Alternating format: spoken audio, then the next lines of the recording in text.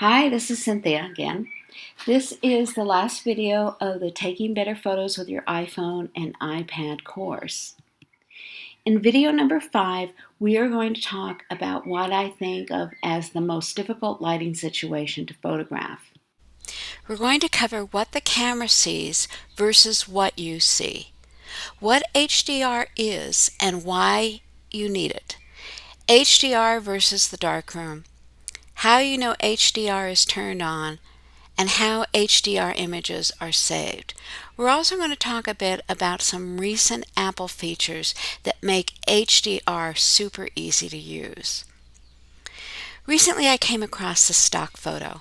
I have to say I don't think the photo is going to look like what the man thinks it's going to look like.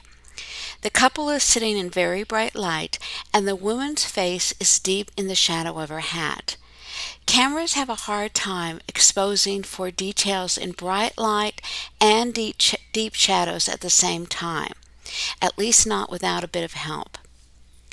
If you are taking a picture in front of a bright window and expose for the scene outside, the person inside is going to be dark. Sometimes we may want to create a silhouette effect, especially if the person is turned away from the camera. However, if they are facing the camera, we most likely want to be able to see their face. If you expose for the people inside, the details outside the window will be overexposed.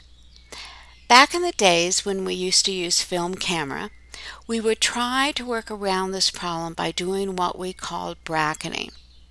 We would take 3 photographs and hope that whatever we were photographing did not move. And in order to make sure that we did not move the camera, we usually needed to mount it on a tripod. So we would take one normal photograph. We would then take a second photo exposing for the brightest part of the image, and then a third photo exposing for the darkest part of the image. We then would head into the darkroom and spend hours trying to blend the 3 photos together. Your iPhone and iPad cameras will do that instantly. The camera rapidly takes 3 shots: a normal exposure, an exposure holding details in the highlights, and an exposure holding the details in the shadows. The 3 photos blend together so fast you don't even have to worry much about whether the subject is moving. How cool is that? So how do you make that happen? At the top of your camera screen, to the right of the lightning bolt, you will see the initials HDR. HDR stands for High Dynamic Range. Right now, I have a line through HDR. That means my HDR function is turned off. Tap on HDR. You now have 3 options: auto, on, and off. If HDR is off, and I'm shooting out a bright window, inside the room will be dark. If HDR is on, I will maintain details inside the room as well as maintain details outside the window. I know when HDR is turned on as there is a yellow box with initials at the top of the screen. You also have the option to let the camera decide if you need HDR by tapping on Auto. I suggest you experiment with all 3 settings. HDR can help in other ways besides bright light coming through a window or portraits at a beach. For instance, light reflects off cement.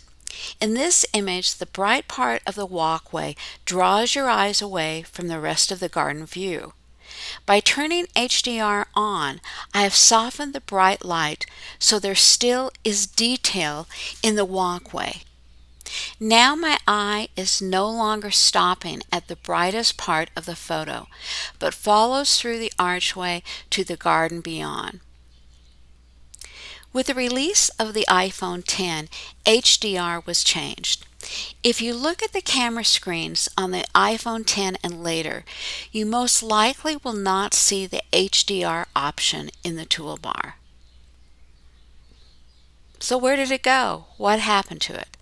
To find out we need to go to Settings. Tap on your settings icon. It's probably on your home page. Once in your settings screen, scroll up with your finger until you see Camera. Tap on Camera. You are now in the camera screen. Scroll up until you see Smart HDR. With Smart HDR turned on, the button will be green. HDR is done automatically. It has improved a lot since the iPhone was first released with HDR. If you would rather control the HDR yourself, tap on the button so it is white. Smart HDR is now turned off. I highly recommend, if you turn Smart HDR off, to turn on the Save Normal Photo button. That way, one normal photo will be saved to your photos library and one HDR blended photo will be saved.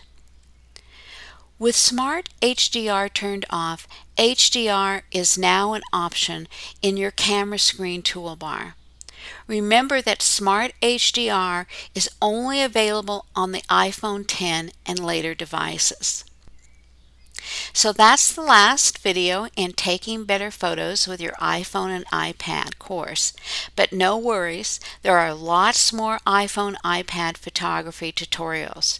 Just go to onebiteatatime.net to choose more. Bye for now.